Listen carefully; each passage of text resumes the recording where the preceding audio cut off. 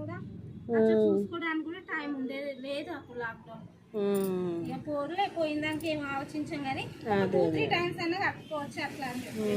Hi అండి, నేను మొన్న చెప్పాను కదా పట్టు చీరలు మడత చేంజ్ చేయాలనేసి. ఇక మా కస్టమరు ఒకరు తీసుకొని వచ్చారు. ఇది ఇక్కడ చుట్టుపక్కల అంతా క్లాత్ పిగిలిపోతుందండి. ఇక్కడ ఏదన్నా క్లాత్ ఇట్లా రఫ్ చేసి ఏదైనా కంప్యూటర్ వర్క్ అయ్యాక అంత తెచ్చారు.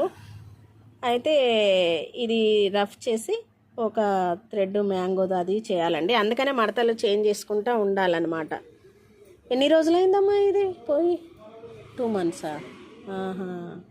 2 months అయిందంటండి. అందుకని మనము ఎప్పుడు మడతలు చేంజ్ చేస్తూ ఉండాలి.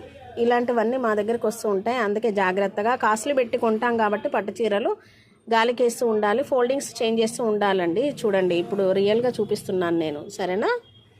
ఇలా క్లాత్లు అంటే అప్పట్లాగా ఏది రావట్లేదు కదా, అందుకనే